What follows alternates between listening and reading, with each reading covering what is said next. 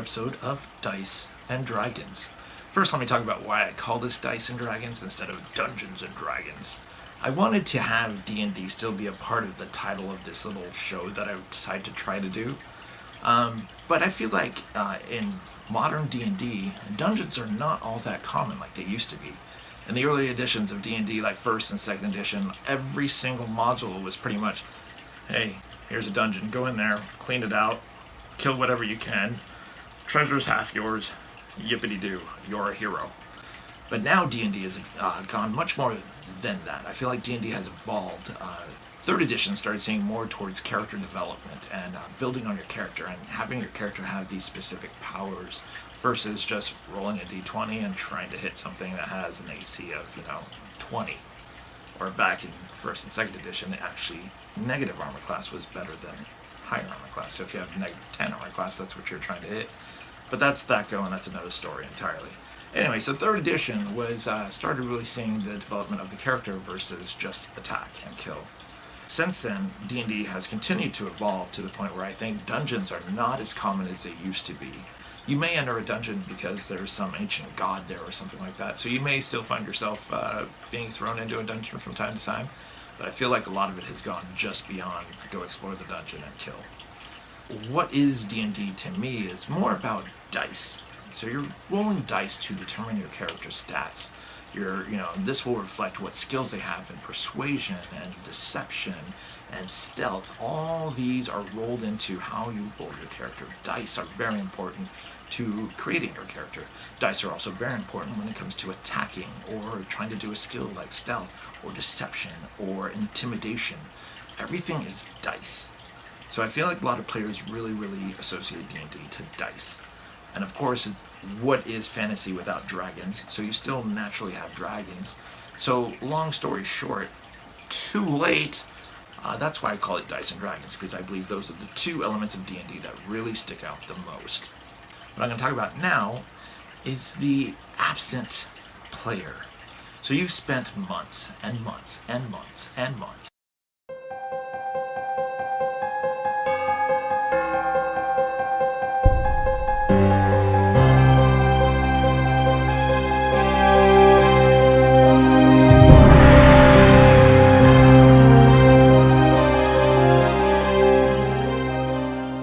and everything looks great, right? So you've planned all of this. But now, someone is called out sick. Hey DM, I'm not going to be able to make it today because I'm just not feeling well, alright? Or, hey DM, my husband/wife has decided to take me out of town and I didn't know that this was in the books, so we're leaving on the day that we're gaming. Sorry. Oh, hey man, you know what? Kid's not feeling very well, so I'm not going to make this session. Whatever the case might be, you have a player who's now called out, and you've already planned the campaign. In some cases, you can still do it. If it's someone who's not, I don't want to say important to the game, but sometimes you have a party that's like very heavy on melee attacks, like a fighter, a barbarian, a ranger, and then a cleric. So the cleric is the one who's trying to keep this party alive, because the other three mostly focus on damage, primarily. So if the cleric's out, suddenly you have like 3 tanks, or 3 tank types who are trying to keep themselves alive and still do damage. That can sometimes be difficult to do if you've already planned an adventure that has a lot of monsters in it. So you can, at this point, knowing that, hey, the cleric's going to be out, I need to scale this down a little bit. Usually not too big of a deal, depending on what's going on. But where it does become part of a problem is if they call out and the next part of your segment is actually a part of this ongoing story that you've woven together. It's not really just, hey, go over here and go find this missing woman. It's actually a big part of the story that's going forward.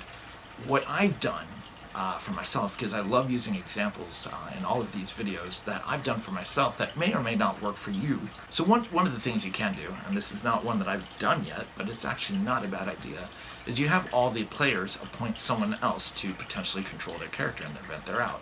So if Bob is out one day, he's already assigned Dave to control his character because he trusts Dave to do the right thing with Bob's character. So if they're up for it, they can do that, but that can be overbearing when you're trying to control 2 characters at one time.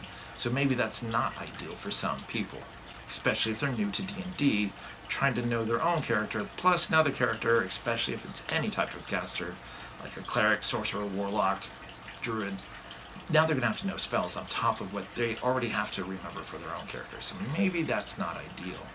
The other thing you can do, obviously, is just have the DM control the character. So that's always another option, but that puts another burden on the DM who's already trying to keep track of monsters and encounters, and now he's trying to control a character also. So sometimes that's not ideal. The other option is you can just have the character be present, but not really do anything. They're just kind of following the party. If the party TPKs, so does this person, whether they did anything or not. It's really difficult to move a party forward when they're in a dungeon without doing something with that character. Because if they're in a town, you can just say, oh, you know what, Bob called in sick, so his character is going to spend the night at the tavern. He drank too much the night before and he's sleeping it off, so he's not going to go on this leg of the adventure. So that's really easy if they're in a spot where they can rest and do something like a town or something like that. But if you're in the middle of the dungeon, DM's really got some homework to do as to how he's going to handle that. Now the big problem for me is I love story. I love stories and I love weaving this big long story together. So I will have this overarching story. For example, my campaign, a fallen angel has been released into the world and he's wreaking havoc, spreading disease, spreading chaos, and the party is essentially chasing him down. But from time to time, because they're escorting a caravan that's headed in the same direction that he's flown off on a nightmare on, so they're trying to get to that area. But from time to time, this caravan that they're going with and escorting and protecting does have things happen along the side, like they'll stop in a town for a couple of days to restock and stuff like that. And while they're in town, they might get an adventurer saying, hey, you know what, there's giant rats down in the basement of the bar, can you go down there and take care of it? And they go down there and attack the rats, and then where rats show up, whatever the case might be. So they essentially have adventures while they're escorting the caravan that do not tie to the overarching story. So I want to give an example of where my next set of plans was having the caravan leave the town and start heading for the next town, which was a big thing that was about to happen. They were going to encounter an undead black dragon. But, unfortunately, neither the cleric or her husband, who plays a warrior, were able to make it. And the cleric is someone, she has, okay, let me go back a step. If you haven't watched the other videos, none of my players, except for Anita, has ever played D&D. And I'm now DMing for a table of 7. So that's 6 people who've never played D&D, and it's been up to me to make or break their view of D&D. Anita had played D&D a few times before, but the others had not. So when I introduced them to D&D, we're about 7, 8, maybe 10 sessions in now. The woman who plays the cleric, she went all in. She got the player's handbook. She got a figure from Hero Forge. She has, I don't even know how many sets of dice now. She recently got a dice tower. She subscribed to one of those D&D blind box things that you get once a month with cool little maps and stuff like that. So she is completely into D&D. So the idea of moving the main story without her, I didn't feel like I could do that. So what I did is, in the previous session, the party was basically sent to go find a woman that had gone missing. They find out the woman's basically used a rogues guild to smuggle her out unnoticed so that no one would know that she left, no one could track her. But the party has a rogue who gets this information and was like, hey, I think I know where she might be going. And so as the party's traveling south to go track her down, they encounter an Ettin. They decide to skip by the Ettin and try to avoid it and do some other stuff. There's a whole spiel that happens with the Ettin. Thanks a lot, Ranger. The party just does ignore the Ettin, and the Ettin basically survives. There is no fight. The Ettin just continues on its merry way after losing the Ranger. So, even though I already had a session planned that was involving moving the story forward in a big way to fight this undead dragon, without the cleric there, the party could have done it. It would have probably been very difficult fighting an undead dragon without the cleric, because they do have a ranger and they do have a bard that could provide some healing. But against a undead dragon that had 3 attacks, it was going to be a tough fight. And it's kind of hard to scale down an undead dragon because you don't want it to go down easy. You want that to be a big fight because he's a big player in this whole D&D arc I have. So what I did instead was I looked at the random encounter that we had last session with the Ettin, and I thought, why is this Ettin hanging around this major city? I mean, in my world, which is a homebrew, there's a big city called Ridgecrest. It's essentially the equivalent of what you might think of Waterdeep. It is a big town. It's huge. It's bustling with activity.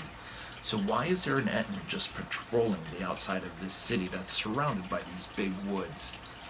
And that's where I started focusing on how to create basically a side quest.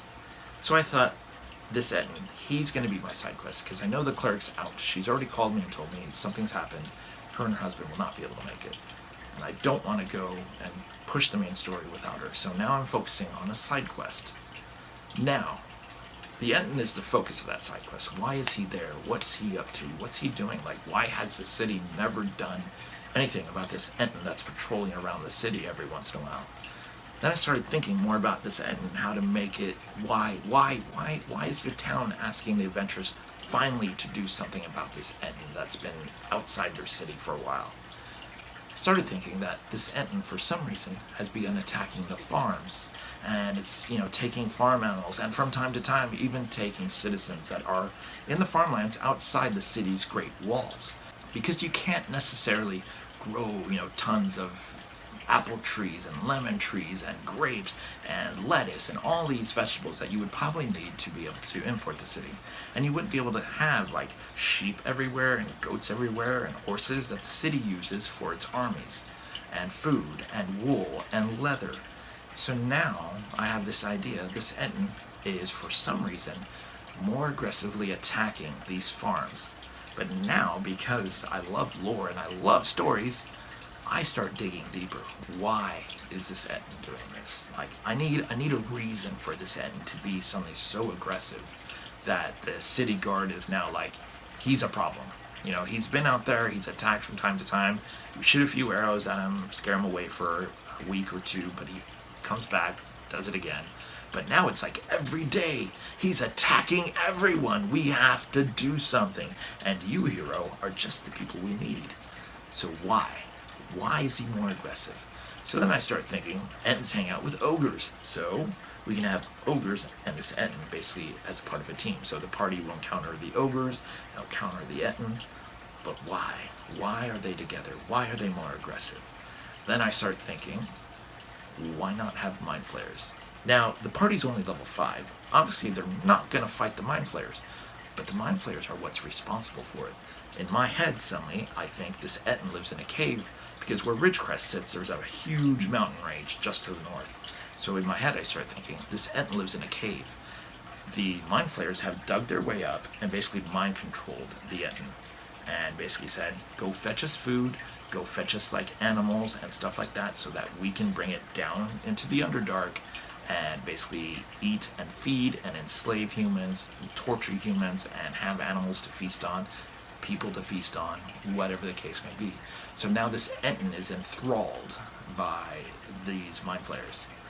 And the ogres are as well. The ogres basically may or may not know about the mind flayers, but the Ettin is the stronger one, so a couple of ogres basically have fallen into command under this Ettin, who's basically in charge, unknowingly to the ogres, by these mind flayers. But the ogres are ogres. They're kind of dumb, they're kind of stupid, and they get to maraud and kill and basically abduct people and animals, so that's kind of cool with them. So do they even really care if they know it's mind flayers? I don't think so. So now, I have this idea that this is all because of mind flayers. They've come to the surface, they're looking for slaves, they're looking for food, they're looking for animals to basically, use and enslave and eat, whatever the case may be, whatever it is that mind flayers freaking do with people and animals. So, with that said, now I have the basically idea of a side quest. I don't have to dump a lot of time into a side quest. I now have the Ettins, the ogres, and the mind flayers. So then I thought, well, if there's mind flayers, why not throw in a Grell too? So, fast forward, basically, the party is hired by Ridgecrest to say, you know what, before the caravan leaves in 2 days, can you guys actually take care of this Ettin? He's become extremely aggressive. We've seen him before. We usually fling arrows at him and drive him away for like a week or two, but he always comes back, and the same thing over and over again. But now he's attacking all the time, like very aggressively. So the party goes out and, they're trying to track the Ettin. They end up encountering some ogres. They fight the ogres. the ogres make mention of the Ettin, and they kill the ogres. Hooray! They go up and they see this, one farm that's on fire, and they hear people screaming from inside. Ranger bursts in, saves the day, gets the people, gets them out. And was like, who did this to you? And they basically explain, oh, you know what, it was some ogres. And then the man of the house says, you know what? But there was something else. There was a brain the size of a cow with tentacles at the bottom that was floating behind the ogres. Now, the party thinks the Grell, and this was completely unintentional, the party thinks the Grell is the reason for the ogres attacking and the Ettin attacking. They think the Grell is the boss. This is perfect for me as a DM. Like, as they start discussing this in front of me, I think this is amazing. Like, they think the Grell is in charge, and that makes perfect sense that a big brain might be in charge of these creatures, but the Grell is essentially there to keep an eye on them from the Mind Flayers. So, anyway, fast forward, the party gets up to the cave, and they attack a couple more ogres that are guarding the cave. They ambush and surprise them. They get inside, and there's the Grell floating in the room just by itself, and they're like, okay, we go all out on the Grell. And that's what they do. The wizard's blasting their most powerful spell. The ranger's doing all his, arrow attacks. The rogue is in there with the sneak attack. The barbarian is raging, and they burn everything on this Grell to take this Grell down. And down goes the Grell. Boom. They think we've done it. The Ettin should be broken free of its mind control. The ogres should no longer attack if there's any ogres left. The day is saved. But then, boom, boom, boom, boom. Up comes the Ettin from the back of the cave. What have you done? Now, the party is like, oh, hey, it's the Ettin. Well, we were hired to basically kill the Ettin, sever off both of its head, and bring it back as evidence. So the party fights the Ettin, and I immediately tell the dwarf wizard, who is familiar with Ettins, I say, you can tell something's up with the Ettin. He's very focused. The heads aren't arguing with each other. He's zeroed in on what to do. And so she kind of tries to warn the party, hey, there's something still up. This Ettin is super focused. He's not arguing. He's not acting overly stupid like most Ettins are. And so the party fights him, and it's a big fight. I mean, the Ettin is hitting hard.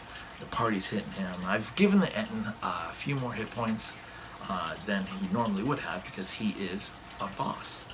And eventually the party wears him down, fights him, kills him, knocks him down to his knees, and the barbarian severs his head. And then they cut off the other head, and they're like, yeah, we did it. And then I have everyone roll perception, and they hear something further down the cave. So the barbarian decides, I'm going to put on one of the Ettin heads, picks up the gnome rogue, puts her on his shoulder, and she puts on the other Ettin head. And they're like, we're going to do a performance check to see if we can try to trick what's ever further down.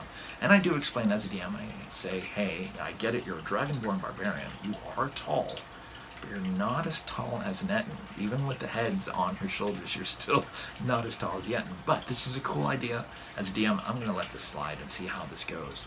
So they go marching down with the rest of the party, kind of staying further back from them, because they don't know what's down there. And they see 4 Mind Flayers basically loading up a cart with people who are chained and animals into a wagon. And the Mind Flayers look up, see them, and they know it's not their Ettin, but they don't even care. They're just trying to load the cart and go. Because the game plan here for the Mind Flayers is they're going to go down into the cave, down riding their little carts, and they're going to blow the back of the cave and collapse it, so that whoever this is that has defeated their Ettin cannot pursue them. They're just trying to get their food down to their other people. So, again, the idea is not to attack the Mind Flayers. The rogue, sitting on the Dragonborn's shoulder, was like, I'm going to attack. And everyone else in the party, because I've told the dwarf, you're familiar with Mind Flayers, you know what they are, you know what they do, blah, blah, blah, blah. So she is warning everyone, hey, these are Mind Flayers, they're terrible, they eat people's brains, they use psionics, and they basically just rip your brain apart and can do all this stuff. And the rogue's like, no, I have really high initiative, I can do this. You just gotta trust me, I can do this. So Anita is persistent about attacking, while everyone else in the party, which is 5 other people, are saying, no, this is a stupid idea. And as they debate for about 2 minutes, I finally say, okay, Everyone decide, are you attacking or not? I'm giving everyone a universal yes or no. So each one gets yes, no, and everyone's like no, no, no, no, no, no. And I get to Anita, who's literally to my right, and the last person, and she goes, yes. And then I say, everyone, roll initiative.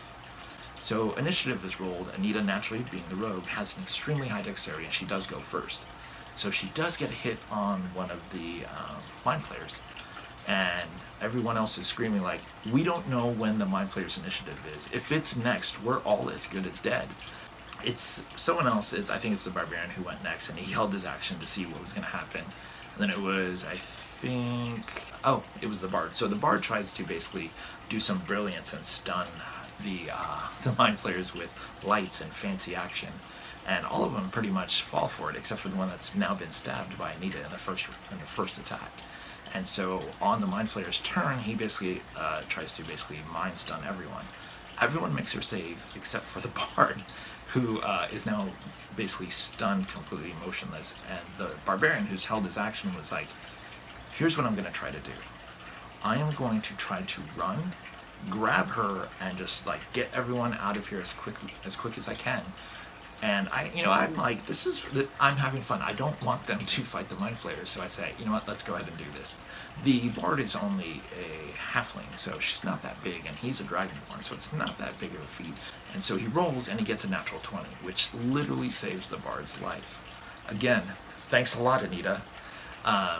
So they do manage to get out of this situation. As long as you're not doing a main part of the story, I think the best thing to do is, if it is a main part of the story that you've planned out and you've got all this stuff down for, you should look at doing a side quest. And you can use anything as a side quest. Maybe a previous random encounter like I did, where it was an Eton, or it could be like these bandits that the party saw. Maybe they've shown up again and done something else. Any kind of random encounter like that can be used as another side quest in a pinch. So if you're not too concerned about pushing the main story forward, I recommend doing a side quest so your players do not miss a main part of the story. If it is not a part of if it's not a big part of the story, and you just need to do an adventure that's kind of like go do this small mission and come back, then it's okay, I think, to do something without your players who may have called in absent, as long as you know to adjust the encounter according to players being out. And hopefully what I've said here gives you some ideas to try. As always, I've had a good time, and may you always roll natural 20s.